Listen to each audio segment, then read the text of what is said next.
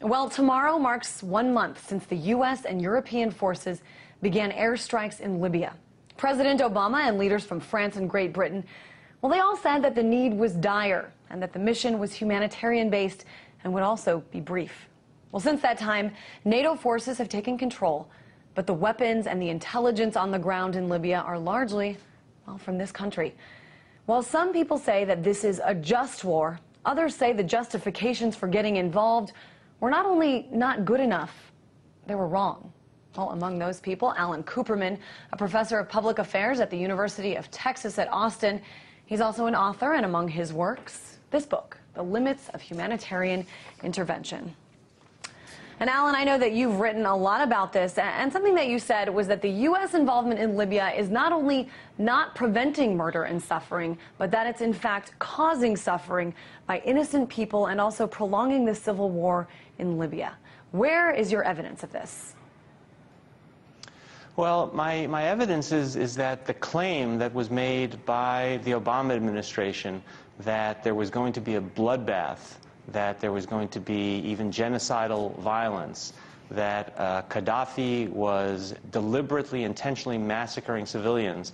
My evidence is that there is no evidence of that in the other cities that Gaddafi has captured, either totally or partially. And the latest data comes actually from Human Rights Watch.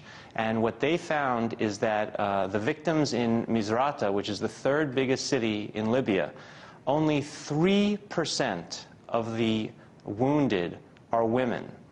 And what that tells you is that the violence by Gaddafi's forces is not indiscriminate. It's actually quite targeted. It's targeted at fighters because the fighters are male. If Gaddafi were trying to massacre civilians, there would be thousands killed, not a couple hundred killed in Misrata. And if he were indiscriminately targeting civilians, then about half the victims would be women, not 3%. So my concern is that there was no bloodbath ongoing. There was no bloodbath likely in Benghazi. And instead, the civil war essentially was going to be over a month ago. But then NATO intervened, led by the United States. And what that has done is sort of level the playing field. It's prolonged the civil war.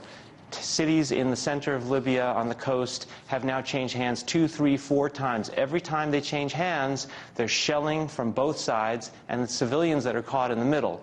So we didn't stop a bloodbath, but we are prolonging and perpetuating the suffering of civilians in Libya, in my opinion. But Alan, I've got to point out here, I mean, you know, maybe that some of these places that you point to that Gaddafi's forces do actually have a control in, there's been targeted killings of these armed rebels, but the fact is we can't ignore that this is a man who said in a speech on television, you know, that he was going to search every home and find people in their closets. So, you know, unlike, for example, Iraq and this false claim of weapons of mass destruction, here you have a leader who's actually saying, you know, by the way, I am going to come out and drag people out of their homes and kill them. And I know that, you know, this is something that Obama pointed to in his speech in terms of why we got involved in Libya. Let me play a little bit of what President Obama said, and then I'll have you respond.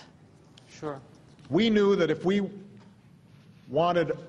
waited one more day, Benghazi, a city nearly the size of Charlotte, could suffer a massacre that would have reverberated across the region and stained the conscience of the world. So again, you know, President Obama pointing to this threat made by Gaddafi himself. Do you think that the U.S. and France and Great Britain, do you think that they should have just ignored Gaddafi as a madman? Well, I mean, I think if you actually listen to what Gaddafi said, he said that he would show no mercy to rebels. But he said that he would show mercy if the rebels gave up the fight, gave up their weapons. So he was very clearly saying he was going to target fighters. He made clear he was not going to target civilians. He wouldn't even target rebels who surrendered.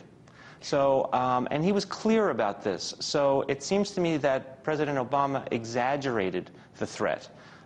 He exaggerated what Gaddafi said, in fact, misrepresented what Gaddafi had said. And so would there have been some killing? Yes, there would have been some killing in Benghazi, but the civil war essentially would have ended. The rebels were on the run. They were in mass retreat, and the war would have ended in March. And instead, here we are in the second half of April, and the war is ongoing, and people are suffering every single day. So as I say, I don't think we stopped the bloodbath, but I think we have perpetuated the war. And my rough guess at this point is that we've actually increased the net suffering to civilians in Libya. That certainly wasn't the intention.